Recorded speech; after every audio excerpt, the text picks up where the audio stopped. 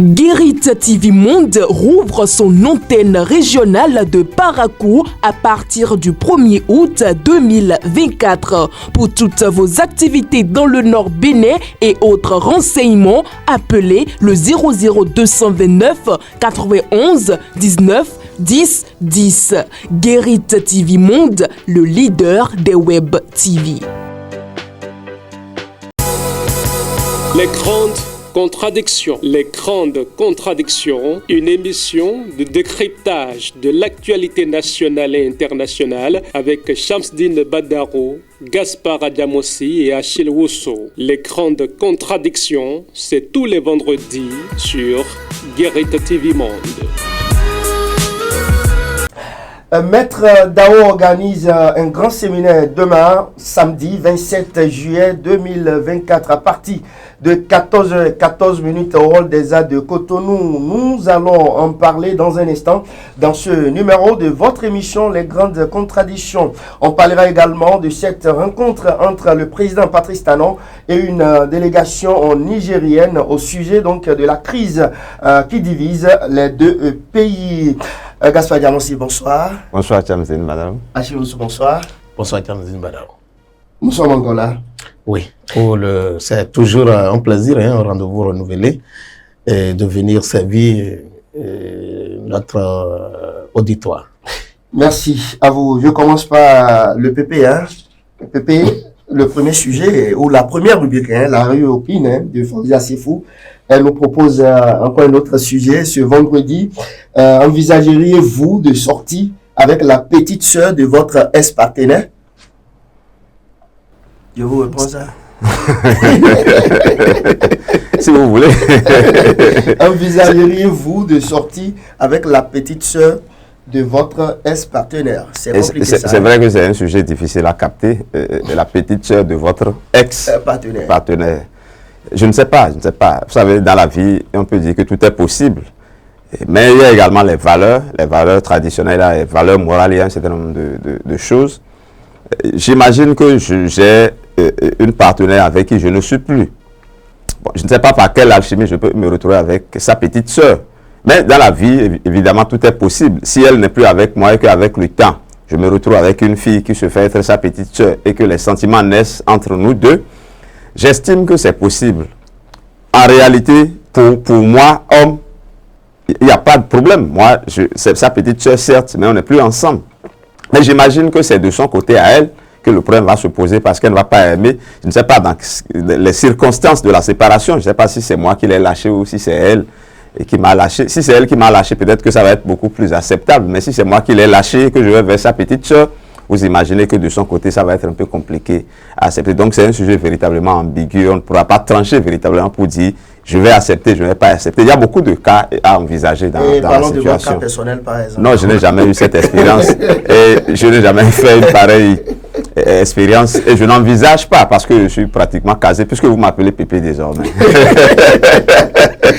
Achille Wosso, votre cas, expliquez-nous un peu la situation. Mon cas, c'est que ma femme a été unique. Jusque-là, elle n'a pas eu de concurrente, ni dans sa famille, ni ailleurs. Donc, c'est mon cas, ça. Bon, je précise mon cas, ma femme n'a même pas de petite sœur. Mais il faut dire que c'est un sujet assez sérieux. Pour être sérieux sur la question, je voudrais dire que en fait, dans la vie, il faut faire un choix. Soit vous épousez les valeurs, comme l'a dit Gaspard tout à l'heure, les valeurs de la nature et les valeurs sociétales, soit vous choisissez de vous perdre. Et moi, je pense que il faut faire avec les valeurs. Et en tant que tel, je crois que lorsque vous avez déjà eu des relations avec quelqu'un ou quelqu'une et que cette situation arrive, que vous vous trouvez dans l'obligation de vous séparer, c'est que vous faites définitivement dos.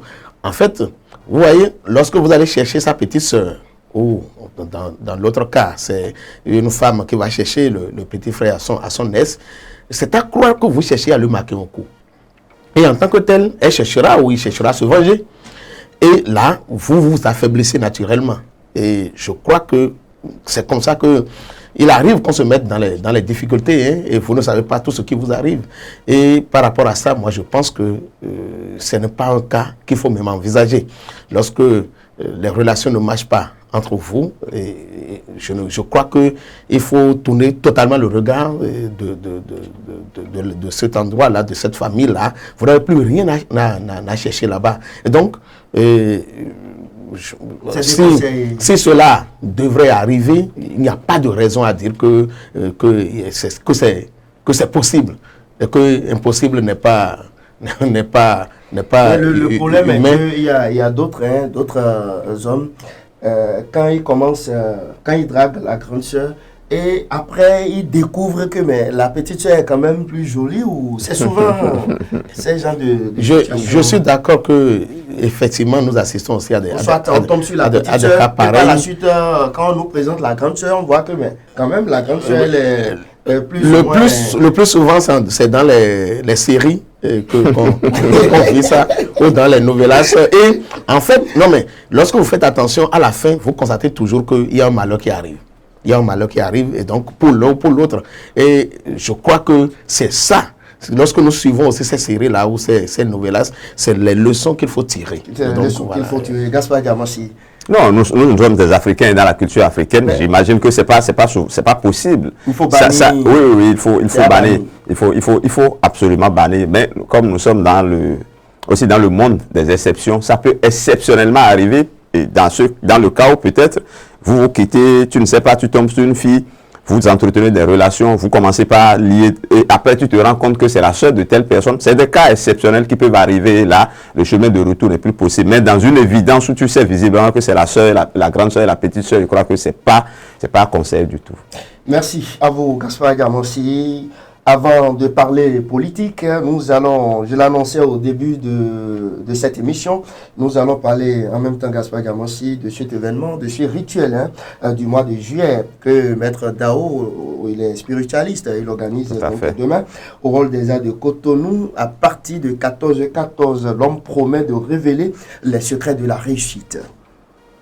Oui, vous savez, Maître Dao, c'est désormais une institution dans le pays, dans la sous-région. Et c'est plus d'une vingtaine d'années, n'est-ce pas, de ces pratiques, de ces rituels et de ces expériences à mettre au service des populations. Et je crois que j'ai essayé de faire un peu attention à ce qu'il propose cette fois-ci le samedi 27 juillet prochain au Hall des Arts de Cotonou. Oui, demain déjà.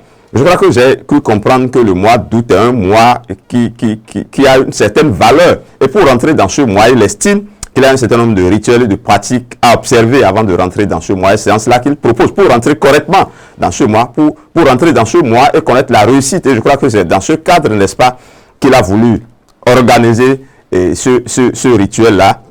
Et je crois que c'est à féliciter. C'est une manière, n'est-ce pas, vous savez, nous sommes dans une période d'une certaine morosité, et celui qui estime qu'il a des connaissances, qu'il peut aider la population, n'est-ce pas, à sortir un peu de la misère et des problèmes, je crois qu'il faut féliciter celui-là. Il ne demande pas beaucoup de choses pour participer, n'est-ce pas, à cet événement. Il ne demande que 2 œufs, une bougie et quelques autres petits ingrédients. Et en plus, je vous ai dit que j'ai fouillé un peu. Je serai certainement de la partie aussi. Et en plus de vous mettre sur le chemin, sur le chemin de la... Donc, sur le chemin de la... Non seulement il vous met sur le chemin du succès, de la réussite dans votre vie professionnelle, mais en même temps, il va dans le concret parce qu'il propose 2 motos à donner à la fin. Ah mais visiblement, Gaspard, c'est comme de... Ah, peut-être que c'est un appel de pied que je fais à mettre pour que me nomme ce comme... Donc, j'ai posé le dossier à Achille Osso. Vous voyez que... Est-ce que vous ne voyez pas que Maître Dao, il est attaché à notre culture? Non, mais en fait, ce que je voudrais d'abord dire de l'homme, je l'ai connu depuis une vingtaine d'années, et je l'ai connu donc dans cet exercice-là. Et ce que j'ai noté... Ces allées de galets, c'est ça? Non, je ne parle pas non, je parle de ces... Il a souffert beaucoup. Je parle donc de ce qu'il a toujours proposé à la population en termes de spiritualité et de coaching. Et avec le temps, j'ai constaté que non seulement on n'a jamais... En fait, je n'ai jamais entendu parler mal de lui, Il n'y a jamais eu de retour négatif par rapport à ce qu'il propose. Mais ce que j'ai noté encore de plus, c'est que il devient, au-delà donc du Bénin, un label international en matière de spiritualité, de coaching et de développement de la personne et de développement personnel. Voilà. Donc, je crois que il mérite donc d'avoir notre soutien, notre accompagnement et cela, comme l'a dit Gaspard tout à l'heure, on peut lui faire confiance. Et nous appelons la population du Bénin et de l'Afrique en général à faire confiance à celui-là. Mais j'ai une préoccupation, peut-être que j'aurai le temps d'aborder avec lui. Pourquoi avoir choisi le mois de juillet? Et je sais au moins que le calendrier que nous avons l'habitude donc de suivre, le calendrier gréco-romain n'est pas, on dit souvent que ce n'est pas le bon calendrier. Est-ce que c'est par rapport à ça qu'il choisit le mois de juillet? Est-ce que c'est ça qui marque le début de l'année? Pourquoi avoir choisi donc cette période donc de l'année? Je crois que c'est peut-être des préoccupations. Non, je suis sûr que spirituellement cela aura une explication et on aura peut-être le temps donc de l'inviter, peut-être de partager cette préoccupation-là avec pourquoi pas demain, Gaspard sera mais pourquoi pas? Oui, mais bon, en tout cas, je m'annonce aussi. Je m'annonce. Donc, vous devez négocier vous devez essayer de me convaincre pour rejoindre l'équipe. Non, ce qui est sûr, on va négocier tes pieds. Merci beaucoup. On retient tout simplement que Maître Dao tient à sa culture. Et nous invitons ceux qui nous suivent à aller massivement à faire les formalités pour se retrouver massivement au rôle des arts. Vous voyez même ce qu'il propose, c'est le secret de la réussite. Et je crois qu'il ne veut pas réussir. Tout à l'heure, vous taquiniez Gaspard qui annonçait sa présence. Mais nous voulons tous réussir. Hein. Nous pouvons revenir la possibilité non seulement avec l'une des motos, mais bon, avec pourquoi tu parles de possibilité? Tu vas là-bas sans les yeux.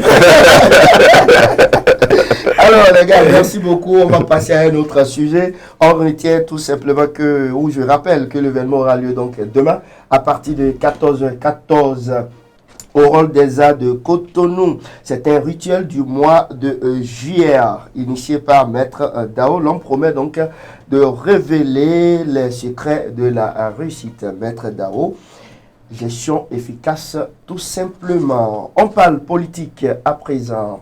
Mas Gaspard Diamossi, Tanon échange avec les Nigériens, finalement. Oui, enfin. Oui. Et moi, j'estime que c'est déjà une bonne chose que les deux se parlent quand vous êtes en conflit. Dès lors que vous vous retrouvez pour discuter, je crois que vous trouvez déjà les portes de sortie. Entre-temps, il n'y avait pas ces échanges-là entre les deux pays, entre les deux présidents. Et le fait que le côté nigérien, qui était à mon sens le côté le plus radical, est consenti aujourd'hui à envoyer des émissaires au Bénin chez nous. Je crois que c'est un grand pas. Et quand vous voyez la composition également de la délégation, où j'ai lu qu'il y a le patron du service des renseignements, le patron de la gendarmerie, le patron de la police, en plus, n'est-ce pas, du ministre de l'Intérieur et autres, on constate aisément que c'est peut-être une délégation qui est venue se convaincre qu'il n'y a pas de base militaire chez nous au Bénin. Et pour finir, je dirais qu'il faut aussi tirer un coup de chapeau parce que les gens n'ont pas beaucoup abordé cet aspect-là. C'est peut-être la médiation des anciens présidents de la République et Nicéphore Soglo et Yahi Boniké. Le porte-parole, voilà, le ministre Tombaou, comment il s'appelle? Oui, mais quand les deux sont partis au Niger, les gens ont estimé qu'ils étaient partis au contraire clouer le président Talon au pilori parce que c'est évidemment des opposants. Mais nous voyons aujourd'hui les résultats de cette félicité. Bien entendu. Et bravo à eux, donc, Achille Oussou. Je commence par la fin donc, de l'analyse de Gaspard. La première fois où vous voulez vraiment féliciter Boni Yahi. Je félicite le président Boni Yahi, je félicite le président Nicéphore Soglo. La première fois là. Bon, en tout cas, quand c'est bon, on le dit. Quand ce n'est pas bon, voilà. C'est notre leitmotiv ici.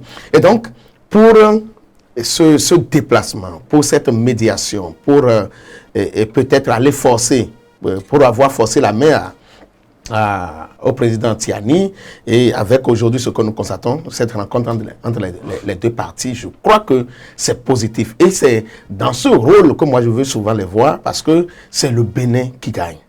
c'est le Bénin qui gagne, c'est les peuples frères du Niger et du Bénin qui gagnent enfin. Et je crois que c'est à eux que reviennent les lauriers, vous constatez, même si on ne le dit pas. Et donc, comme ça a été annoncé, la rencontre tripartite, nous avons fini par comprendre que c'est la présence donc de Boni Yayi et de Nicéphore Sogoro qui devait s'ajouter aux deux parties pour être témoin donc, des discussions. Et je crois que le président Patrice Talon a aussi parlé franchement avec cette délégation parce que nous avons appris, selon les coulisses, qu'ils ont parlé donc de la présence ou non des bases militaires et qu'il a invité donc le Niger à envoyer des gens compétents à venir constater, à sillonner tout le Bénin pour voir si effectivement leur crainte était fondée. Je crois que c'est déjà un grand pas. Et l'autre chose, c'est que le président Patrice Talon a promis donc déjà à la délégation que les camions, les camions chargés de médicaments qui sont bloqués au port seront libérés. C'est déjà donc de bonnes annonces. Le Bénin est ouvert quand même. Ah bon, il reste que le Niger ouvre ses frontières pour montrer également sa bonne foi avant qu'on aille sur. Non, ce qui est sûr, nous tendons vers là. Mais ce qui a le plus aussi retenu mon attention, c'est la date du 25 juillet. Mais pourquoi avoir choisi le 25 juillet pour envoyer la délégation? Parce que le 25 juillet, ça marque le début d'une histoire au Niger. Et bon, ça fait 1 an et peut-être que cela restera aussi dans l'histoire. Et je crois que désormais, peut-être les peuples du Bénin, du Niger vont choisir aussi cette date-là pour célébrer la réconciliation. Merci beaucoup. On passe à un autre sujet. Achille Osso, je reste toujours avec vous. Élection générale de 2026. Jean-Baptiste Unguin et le Parti populaire panafricain se positionnent. C'est le titre à la fausse manchette du quotidien La Guérite de ce vendredi. Effectivement, c'est La Guérite qui a attiré mon attention sur cette nouvelle initiative de l'homme politique qu'on ne présente plus, Jean-Baptiste Unguin, on liait donc à ce grand rassemblement qu'on appelait Bénin en route, je crois. Oui, donc, mais bon, moi je me pose une question aujourd'hui. Qu'est-ce que Bénin en route est devenu? Bénin en route qui est plus grand en termes donc de regroupement que de partis. C'était un mouvement. Non, Bénin en route était donc un regroupement de mouvements. Et donc je crois que je ne sais pas quelles sont les ambitions qu'on veut faire porter maintenant au parti politique qui va naître très bientôt. À la conquête du pouvoir en 2026. À la conquête du pouvoir? Oui. En naissant à moins de 2 ans donc des élections? En tout cas, nous avons vu ceux qui étaient là depuis, qui sont toujours en souffrance et qui ont les mêmes ambitions parce que c'était. Vous voulez parler lesquels? Non, je ne sais pas si un certain Jacques Ayadji, par exemple, ne prône pas qu'on appelle le développement une présence ou une prise en main de la classe politique par la jeunesse du Bénin. Vous allez me dire que Jean-Baptiste Unguin serait le premier sur ce chantier-là. Et donc, moi, je me demande si les ambitions qu'il porte sont réalisables ou bien c'est une manière donc de se repositionner. Nous attendons peut-être le discours officiel pour voir de quel côté il va se balancer. Est-ce qu'il continue d'être de la mouvance? C'est un parti de l'opposition. Non, mais moi j'ai comme l'impression que Jean-Baptiste Elia, qu'est-ce qu'il raconte? Jean-Baptiste Unguin cherche donc un couloir pour quitter la mouvance. C'est pourquoi je dis que je l'attends. Il en parle. Ah bon, il n'est plus de la mouvance, c'est ça? À travers sa position, on peut affirmer aisément que l'homme a tourné tout simplement à la mouvance.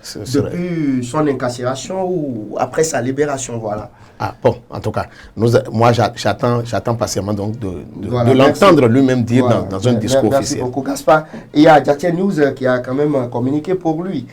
Gaspard Diamossi. Moi, je ne vois pas le lien. Je ne vois pas le lien.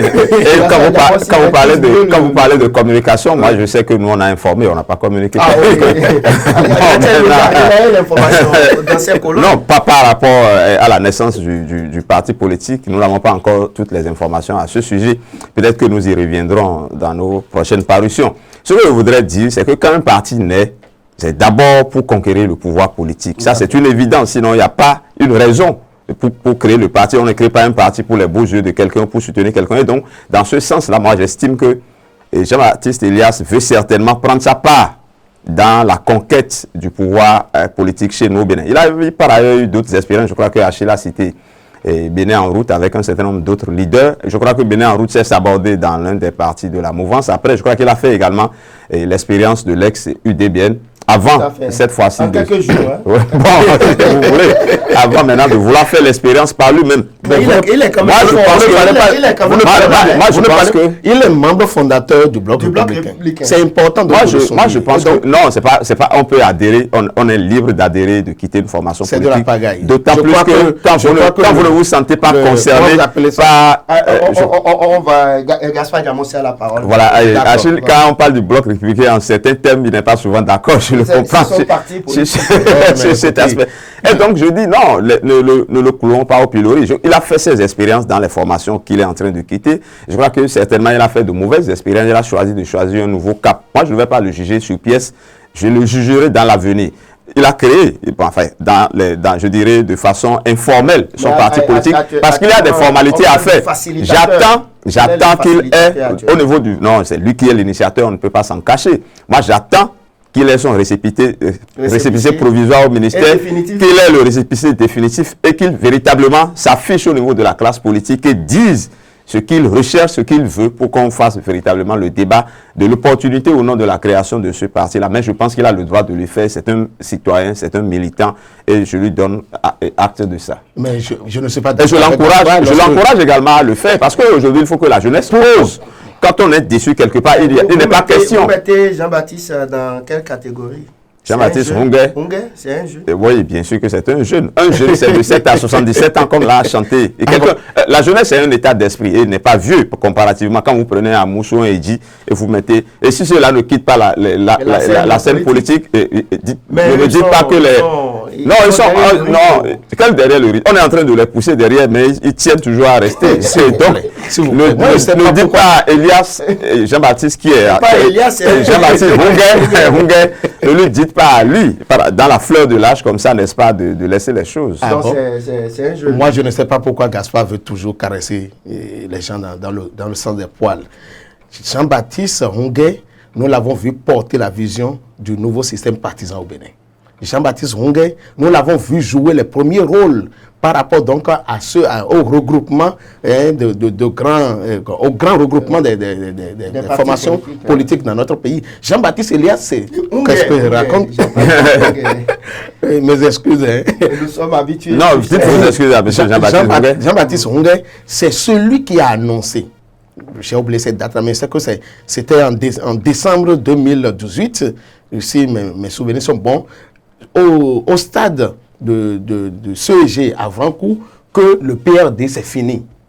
C'est celui qui a dit, désormais on ne dira plus Tchoko Tchoko, désormais on ne dira plus PRD, désormais on ne dira plus ceci, que c'est fini. Lorsque vous avez fait des déclarations comme ça, vous ne pouvez pas revenir quelque temps après et jeter tout ce que vous avez... On va peut-être demander à la rédaction des Guérités ou même de chercher cet extrait-là. Seuls les imbéciles ne changent pas. Il a changé. Je crois que c'est de son bon droit. Ce n'est pas parce que on estime ou les gens vont vous critiquer que quand vous vous trompez, vous n'allez pas faire un retour en arrière. Je crois que c'est humain. Mais je dis, c'est les pas qu'il va poser dans l'avenir qui nous permettra de le juger. Et aujourd'hui, vous savez, il y a beaucoup de leaders qui réfléchissent dans ce sens. J'estime qu'il y a un certain mécontentement et il y a certains qui veulent cristalliser politiquement ces mécontentements. Je crois que c'est le cas peut-être de Hungué. Maintenant, on verra d'ici 2026 et après s'il va véritablement arriver ayez le courage de dire que c'est parce que les gens n'ont pas eu de prébande, les gens n'ont pas eu donc de strapontin politique qu'aujourd'hui ils manifestent leur mécontentement. Oui, mais c'est humain. Quand je suis quelque part, je ne suis pas satisfait, je peux quitter, non? Mais bon, il faut aussi savoir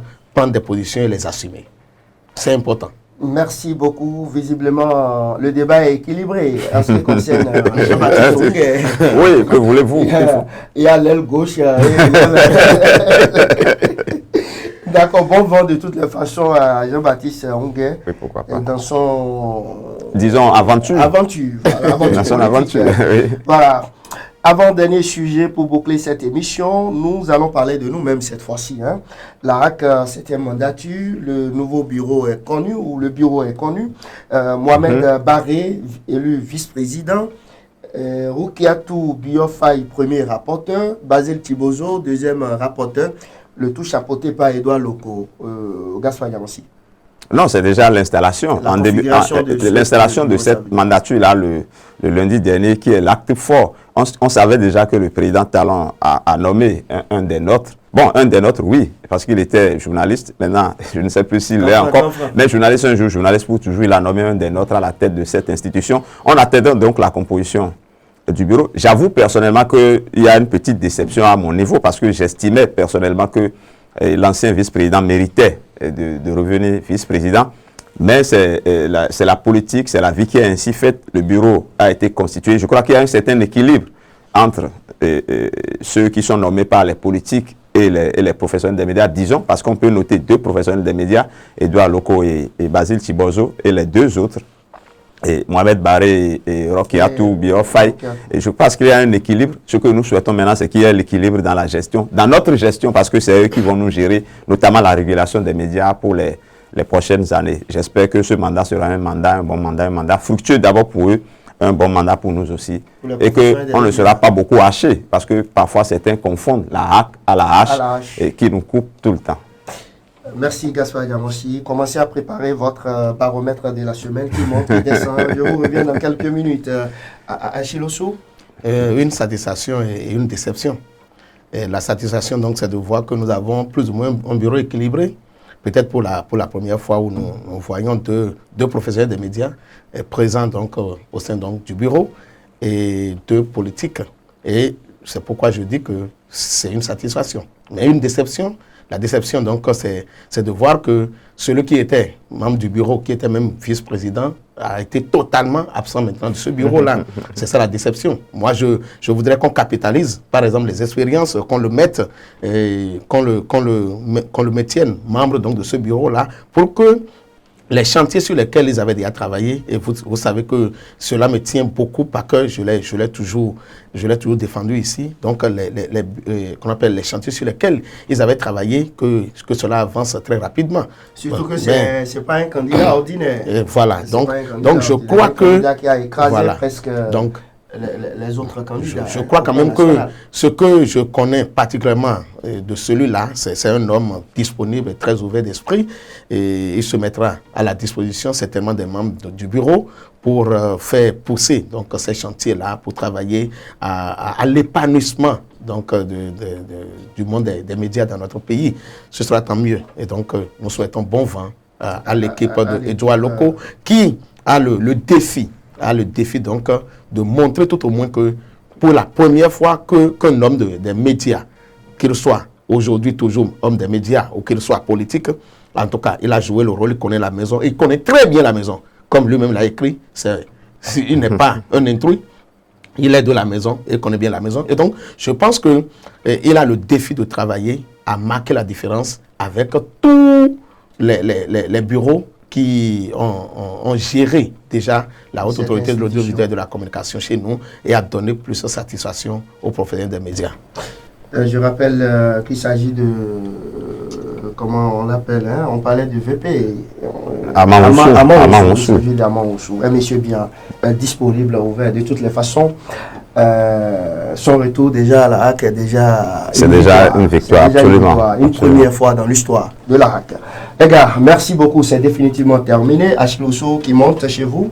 Et qui monte... Ne dites pas que le Niger monte. Non, mais je fais plutôt monter les anciens présidents Nicéphore Soglo et Boni Yahi, en tout cas. Bon, ils ont joué un grand rôle dans cette démarche pour la participation donc, des relations entre le Bénin et le Niger. Qui descend, je voudrais jeter un pavé dans la mare du ministère du commerce par rapport à la cherté d'un certain produit sur le marché et surtout le ciment. La semaine dernière, le ciment est allé jusqu'à 110 000 dans les... 110 000, hein? Jusqu'à 110 000. Et donc, on n'arrive pas à comprendre. C'est ça? Bon, tout le monde est en chantier au Bénin. Même le Bénin même est en chantier. Donc, 110 000, je voudrais quand même qu'elle soit beaucoup plus dynamique sur le terrain. C'est vrai que j'ai suivi une petite vidéo du directeur départemental de Lomé qui a sillonné quelques kiosques, mais il va falloir taper vraiment du poing sur la table pour arrêter certaines choses. Voilà, Gaspard Diamossi qui descend chez vous. Bon, qui descend... Ou bien qui monte d'abord. Oui, qui monte, je fais les anciens présidents également, pour les raisons que tout le monde connaît. Vous êtes entendu alors? On ne s'est pas entendu, mais vous savez, les grands esprits, je ne dis pas que bon, je raconte. Donc, nous, on a des esprits qui sont minuscules. Maintenant, qui descend, à vrai dire, je n'ai personne à descendre cette semaine, mais je mets le général Tiani au milieu. Parce que j'ai envie de le monter la semaine prochaine par rapport aux actes qu'il aura à poser. Donc, je l'emmène du bas vers le milieu. Donc, vers le milieu, oui, tout à fait. Bon, c'est terminé définitivement pour ce numéro de votre émission, Les Grandes Contradictions, pour le compte de ce vendredi 26 juillet 2024. Le dernier numéro d'ailleurs pour le compte de ce mois, 2 juillet. Je vous rappelle une fois encore qu'on se retrouve demain à partir de 14h14 au Hall des Arts de Cotonou. Toute l'équipe, j'allais dire toute l'équipe de votre émission Les Grandes Contradictions sera donc aux côtés de notre spiritualiste. Bonsoir chez vous et à demain ou à vendredi prochain. Les Grandes Contradictions, c'est tous les vendredis sur Guérite TV. Les Grandes Contradictions, une émission de décryptage de l'actualité nationale et internationale avec Shamsdine Badaro, Gaspard Diamossi et Achille Wusso. Les Grandes Contradictions, c'est tous les vendredis sur Guérite TV Monde.